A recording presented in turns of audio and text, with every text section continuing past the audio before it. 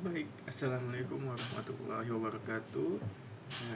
Kembali lagi dengan saya Ridho Raflino Wahyudi dengan NPM 2235 10171. Hari ini kita akan belajar tentang UI interaction dan terbagi dari jadi beberapa, yaitu ada style, H&Y, layout and flagbox, image, color, references, interaction, connectivity, dan sampai dengan inclusion. Oke, dimulai dengan style atau gaya. Dengan React Native, Anda menata aplikasi Anda menggunakan JavaScript. Oke, jadi bahasa pemrogramannya sekali lagi ya untuk React Native itu adalah JavaScript. Semua komponen inti menerima properti bernama nama dari dan nilai style. Gaya dibiasakan sesuai dengan cara kerja CSS di web, kecuali nama ditulis dengan huruf besar.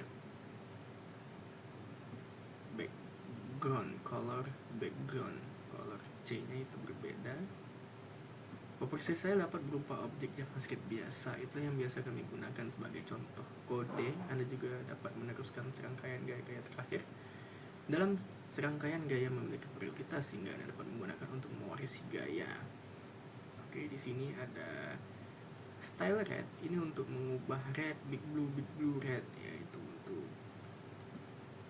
mengubah nama just red itu hanya yang ini, yang kecil ini.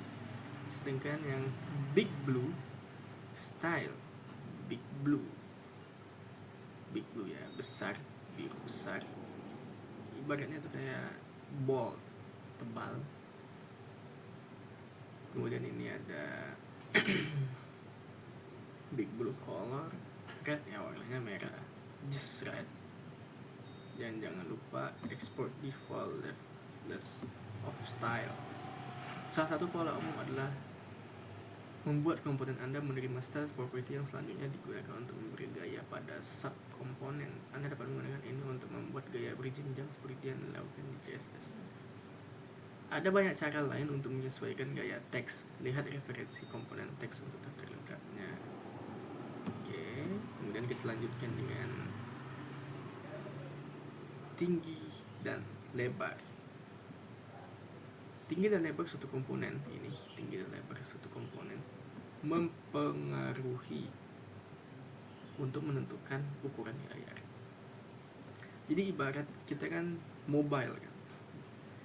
Mobile. Jadi kalau web sama mobile berbeda. Jika web dia nyeper, sedangkan kalau mobile dia ke atas. Jadi itu juga sangat mempengaruhi, mau itu height dan weight-nya tuh terpengaruhi. Menetapkan dimensi dengan cara ini umum untuk komponen yang ukurannya harus selalu ditetapkan pada sejumlah titik dan tidak dihitung berdasarkan ukuran layar. Maka dari itu kita menggunakan Expo, aplikasi Expo. Jadi nanti ada tuh kalau di Visual Studio Code kita akan scan npm run web dulu, baru nanti kita scan keluar. Maka kita bisa melihatnya di HP nanti. Fleksibel, gunakan flex dalam gaya komponen agar komponen mengembang dan mengecil secara dinamis berdasarkan ruang yang tersedia. Biasanya Anda akan menggunakan flex. 21 memberitahu komponen untuk mengisi semua ruang yang tersedia, dibagi secara merata di antara komponen lain dengan induk yang sama.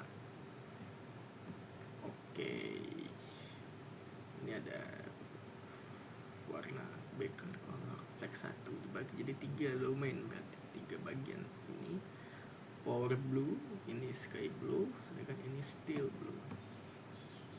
Presentasi, jika Anda ingin mengisi bagian tertutup dari layar tapi tidak ingin menggunakan flex tata letak, Anda dapat menggunakan nilai presentasi dalam gaya komponen. Oh, kalau ini kita bisa menentukan, nggak harus kata gini garis, bisa tentukan ini mau di sini, ini mau di sini, ini mau dia lebih flex atau ini flex juga. Tata letak dengan flagbox. Suatu komponen dapat menentukan tata letak anak-anaknya menggunakan algoritma flagbox. Flagbox dirancang untuk menyediakan tata letak yang konsisten dengan pada berbagai ukuran. Biasanya akan menggunakan kombinasi flag direction, alignment, item dan justify content. Flag book bekerja dengan cara yang sama direct native seperti halnya CSS. Flag akan menentukan bagaimana item Anda akan mengisi ruang yang tersedia di sepanjang sumbu utama Anda. Ruang akan dibagi menurut properti flag setiap elemen. Dalam contoh berikut, tampilan merah, oranye, dan hijau semuanya merupakan anak dan tampilan konten yang telah ditetapkan. Kalau ini lebih kayak didefinisikan. Flag 1, flag 2, sedangkan ini flag 1 didefinisikan. Lebih mendefend, lebih kalau inputnya itu jadi lebih kecil lah. Flexible, flag direction mengontrol arah di mana anak ada sebuah simpul diletakkan pada sumbu utama. Sumbu silang adalah sumbu yang tegak lurus terhadap sumbu utama atau sumbu di mana garis pembungkus diletakkan. Ada kolom row, kolom reverse, row reverse. Tata letak direction, arah tata letak. Tata letak direction menentukan arah tata letak anak dan teks dalam hierarki. Arah tata letak juga mempengaruhi tepi start dan end reference. React Native menata dengan arah tata letak LTA, nilai double, nilai default, sedangkan RTR adalah teks di mana teks dan anak-anak ditata dari kanan ke kiri.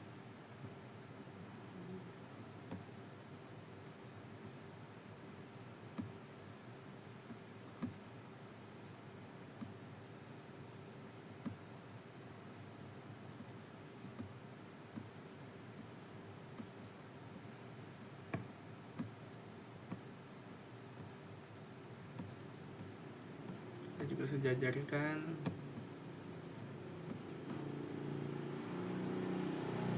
basis fleksibel tumbuh dan menyusut.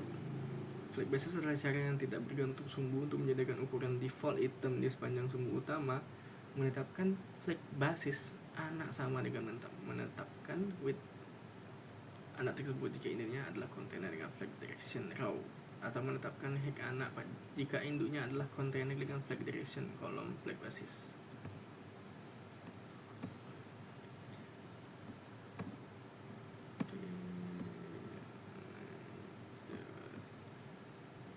Penampung, blok yang membuat suatu elemen mengendalikan posisi dan ukurannya sebagai tampungan. Jadi draw gambar. React Native menyediakan cara terpadu untuk mengelola gambar dan akses media lainnya di aplikasi Android dan iOS Anda. Untuk menambahkan gambar statis ke aplikasi Anda, tempatkan di suatu tempat di pohon kode sumber dan rujuk seperti ini. Image source my icon PNG. Nama gambar diselesaikan dengan cara yang sama seperti model.js diselesaikan. Dalam contoh ini belum ada mencari my icon. Ya. Oke. Manfaat dari penggunaan yang image source adalah sistem yang sama pada Android dan iOS. Gambar berada dalam folder yang sama dengan kode JavaScript Anda, kemudian berdiri sendiri. Tidak ada nama namespace global, artinya Anda tidak perlu khawatir tentang benturan nama. Hanya gambar yang benar-benar digunakan yang akan dikemas ke dalam aplikasi Anda. Menambahkan dan mengubah gambar tidak memerlukan kompilasi ulang aplikasi. Anda dapat menyegarkan simulator seperti biasa. 6. Bundler mengetahui dimensi gambar, tidak perlu menduplikasinya dalam kode. Gambar dapat didistribusikan melalui paket npm. Pakai npm ya.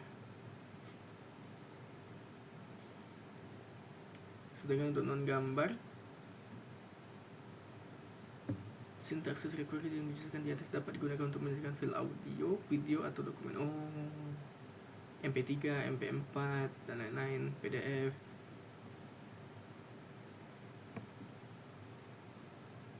Jika Anda ingin menetapkan hal seperti HTTP verb header atau body bersama dengan penggunaan gambar, Anda menggunakan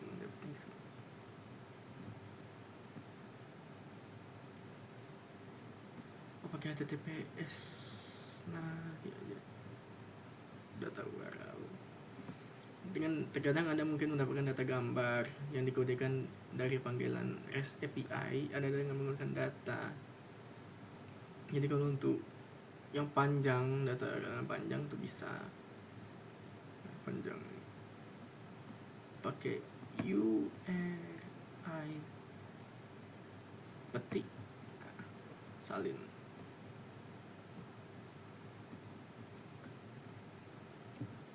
Mengapa tidak mengukir segalanya secara otomatis di browser? Jika Anda tidak memberikan ukuran pada gambar, browser akan merender elemen 0 pixel mengunduh gambar lalu merender gambar berdasarkan ukuran yang benar. Masalah besar dengan perilaku inilah UI Anda akan melompat-lompat saat gambar dimuat. Oh, problem lah ya. Listing basic decoded atas. Oke. Color reference. Komponen dalam React Native ditata menggunakan JavaScript. Properti warna biasanya sesuai dengan cara kerja di CSS di web. Dapat di Android API warna. React Native memiliki beberapa API warna yang dirancang untuk memungkinkan Anda untuk memanfaatkan sepenuhnya desain platform dan preferensi pengguna. Platform color memungkinkan Anda untuk merujuk sistem warna platform, sedangkan dynamic color iOS spesifik untuk iOS.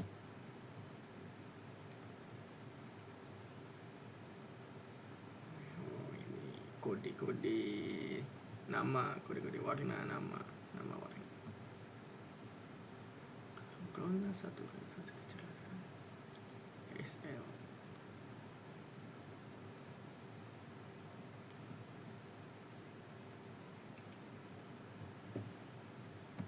Ini ada beberapa implementasi warna biar lebih variatif, biar nggak warna kayak merah, kuning, hijau gitu aja. Ada hijau muda, kadet biru, kayu blurwood. Nah, ini ada kode-kodenya. Kemudian ke interaksi, penanganan sentuhan. Pengguna berinteraksi dengan aplikasi seluler terutama melalui sentuhan. Mereka dapat menggunakan kombinasi gerakan seperti mengetuk tombol, mengulik daftar, atau memperbesar peta. React Native menyediakan komponen untuk menangani semua jenis gerakan umum, serta sistem respon gerakan yang komprehensif untuk memungkinkan pengenalan gerakan yang lebih canggih. Tetapi satu komponen yang kemungkinan besar akan Anda minati adalah tombol dasar. Dan menampilkan button. Ini akan menampilkan lebar biru di iOS dan persegi panjang biru dengan teks terang di Android. Manakala tombol akan memanggil fungsi one press. Jika kita sentuh, warnanya berubah. Kalau kita nggak, kita tekan, biasa aja warna default, warna yang sudah ditentukan. Ini contohnya nih. Press me, just look great. Oke. Kan beda nih, ada beda. Jika tombol dasar tidak terlihat tepat untuk aplikasi Anda dapat membuat tombol sendiri. Oke, touchable. Ini buat sendiri ya.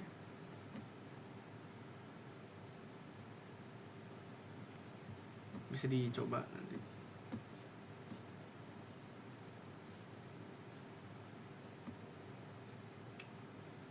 Menavigasi antar layar, aplikasi seluler jarang terdiri dari satu layar. Pengelolaan tampilan dan transisi antara beberapa layar bisa ditangani oleh apa yang dikenal sebagai navigator navigasi. Solusi komunikasi untuk navigasi adalah pustaka mandiri yang memungkinkan pengembang untuk mengatur navigasi.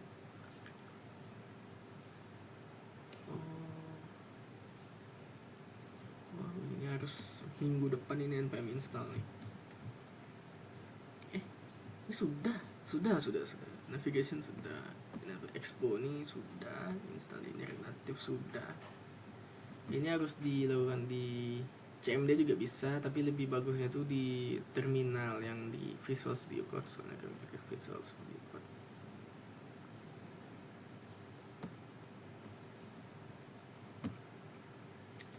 animasi masuk ke animasi ya sangat penting untuk menciptakan pengalaman pengguna yang luar biasa, lebih bagus, lebih berbeda, lebih menarik lah bahasanya. Jadi para pengguna tuh kayak lebih wow gitu, wah ini bagus.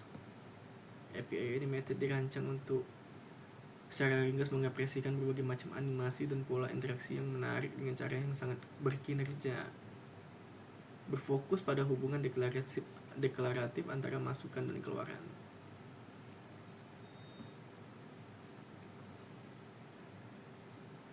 Nah ini pesan, message untuk mengkonfigurasi. Ada juga untuk menyusun animasi,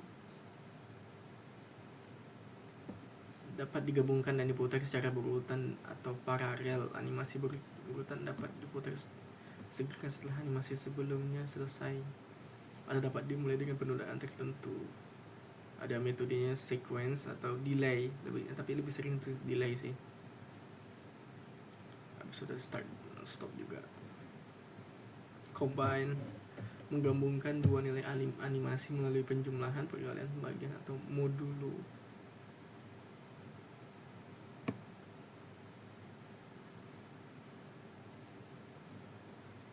Ada untuk melacak juga, melacak nilai lain dengan menyetel to value. Pelacakan, menggeser atau menggulir atau mungkin ini yang saya bilang tadi, kode QR. Nanti kita harus download Expo dulu di mobile, tapi kita harus juga npm install Expo juga di terminal di Visual Studio Code, jadi biar bisa menghubungkannya. Dan satu lagi saya lupa, konfigurasi jaringannya itu harus sama. Jadi kalau bisa saya pakai hotspot HP saya, yang nerima hotspotnya adalah ini di sini.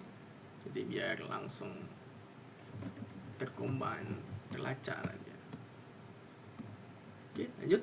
Konektivitas sistem respon isyarat.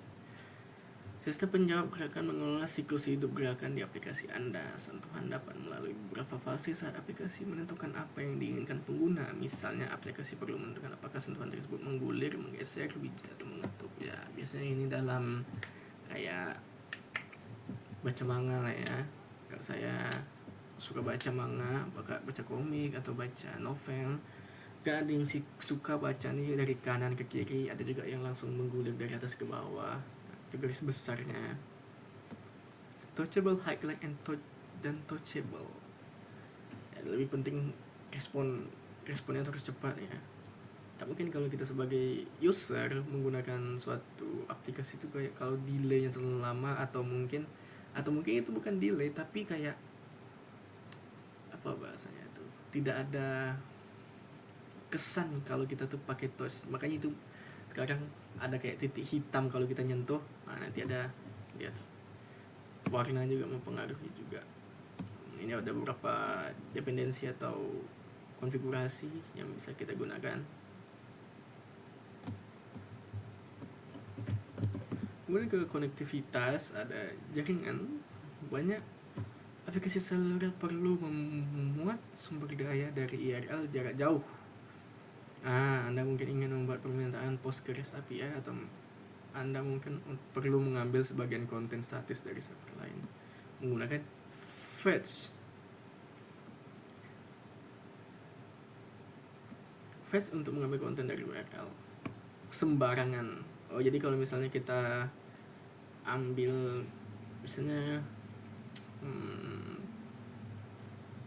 yang paling simpel aja lah, Pinterest lah, kita nggak usah kita download, kita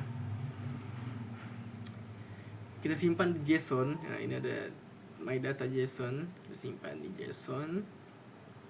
Jadi kita nggak usah download, kita cuma letak linknya saja, bisa itu. Jadi untuk menghemat file directory kita, file explorer yang kita simpan. Ada untuk menangani respon,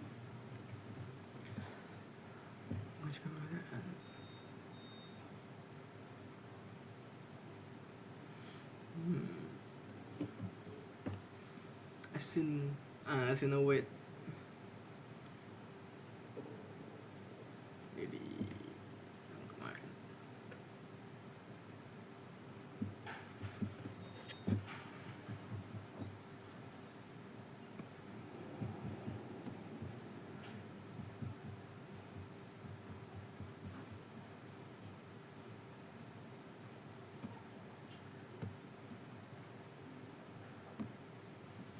security, karena saya suka sama security dan juga sebenarnya saya lebih suka ke forensik, jadi otomatis ya cyber security. Nah ini saya suka. Keamanan seringkali diabaikan saat membangun aplikasi. Memang benar bahwa mustahil untuk membangun perangkat lunak yang sepenuhnya tidak dapat ditembus. Kita belum menemukan kunci yang sepenuhnya tidak dapat ditembus. Bagaimanapun juga, brankas bank masih dapat dibobol. Itu bahasa besarnya. Namun, kemungkinan menjadi korban serangan jahat atau terpapar kerentanan keamanan berbanding terbalik dengan upaya yang Anda lakukan untuk melindungi aplikasi Anda dari kemungkinan tersebut. Meskipun gembok biasa dapat dibobol, tetapi tetap saja jauh lebih sulit untuk dibobol daripada kait lemari. Dalam panduan ini, Anda akan mempelajari praktik terbaik untuk menyimpan informasi sensitif, autentikasi, keamanan jaringan, dan berbagai alat yang akan membantu Anda mengamankan aplikasi. Ini bukan daftar periksa pra-uji coba, ini adalah katalog berbagai opsi yang masing-masing akan membantu melindungi aplikasi dan pengguna Anda lebih lanjut. Menyimpan info. Jangan pernah menyimpan kunci API yang sensitif dalam kode aplikasi Anda. Oke, itu catat. Apapun yang diceritakan dalam kode Anda dapat diakses dalam bentuk teks biasa oleh siapapun untuk memeriksa bundle aplikasi. Alat seperti React Native .10 dan React Native Config sangat bagus untuk menambahkan variabel khusus dan kegunaan seperti titik akhir API. Tetapi keduanya tidak boleh disamakan. Jika Anda harus memiliki kunci API atau rahasia untuk mengakses beberapa sumber daya dari aplikasi Anda, cara paling aman untuk menanganinya adalah dengan membangun lapisan orkestrasi antara aplikasi Anda dan sumber daya tersebut. Ini bisa berupa fungsi tanpa server, misal menggunakan EOS Lambda atau Google Cloud Function yang dapat menemukan permintaan dengan kunci API atau rahasia yang diperlukan. Asynchronous, ya. Penting lah kecepatan asynchronous. Sandbox.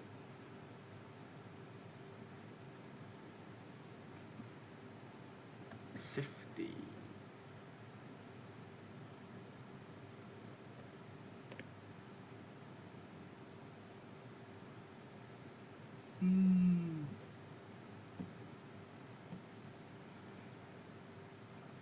iOS 1 ya, layanan keychain dong.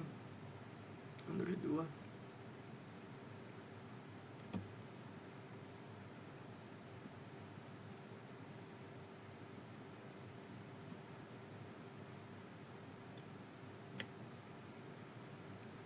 Deep linking.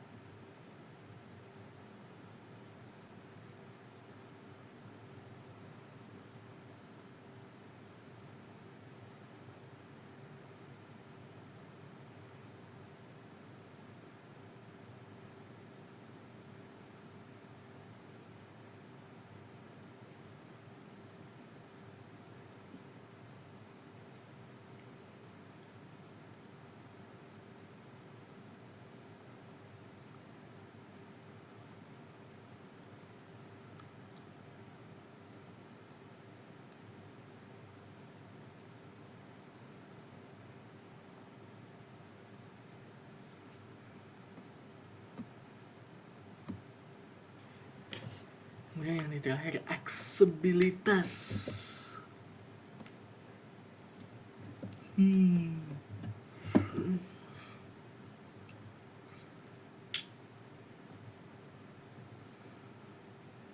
Ada beberapa konfigurasi ini,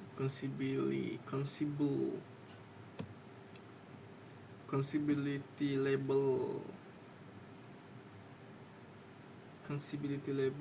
memiliki perbedaan masing-masing.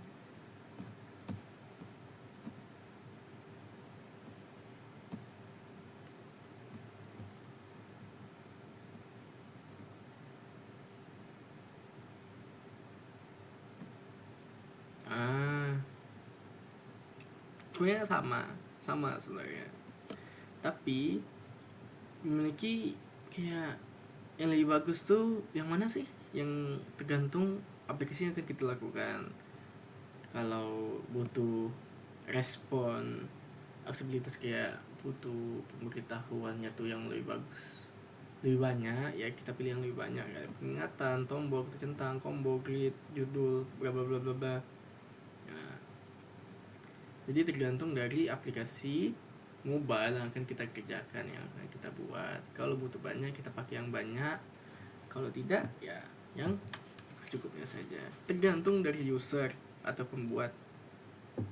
Kalau user maunya yang banyak, bisa nanti si pembuat akan membuat yang banyak.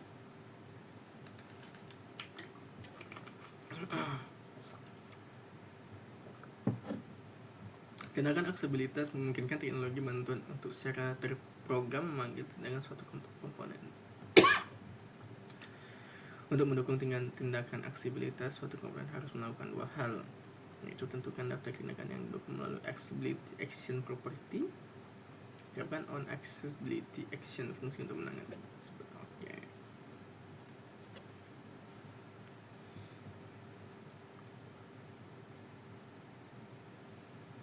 Setelah melakukan tindakan accessibility, kita harus memeriksa apakah pembaca layar itu sudah teraktifkan. Jika sudah, mereka akan mengirim peristiwa aksesibilitas. Kemudian dilanjutkan dengan menguji dukungan dari talkback. Untuk mengaktifkan talkback, buka aplikasi selain pengkajian atau menurut Anda, ketuk aksesibilitas lalu talkback. Alihkan tombol, gunakan layanan untuk mengaktifkan atau menonaktifkannya.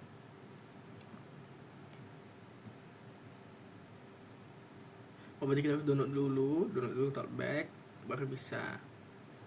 Kemudian lanjutkan dengan menguji dukungan voice over. Untuk mengaktifkan voice over di perangkat iOS atau iPad OS. Ini khusus untuk iOS, sedangkan saya mobile, jadi bisa di skip kalau untuk yang mobile. Nah, oke. Sampai situ saja yang dapat saya pelajari. Mungkin nanti ada beberapa video selanjutnya mungkin akan membahas komponen-komponen penting, poin-poin penting yang ada di UI interaction ini. Ada dari gaya, style, tinggi dan lebar, tata flagbox, gambar, preferensi warna, interaksi, konektivitas, serta penyertaan. Sekian dari saya. Wabillahi taufik wal hidayah. Wassalamualaikum warahmatullahi wabarakatuh.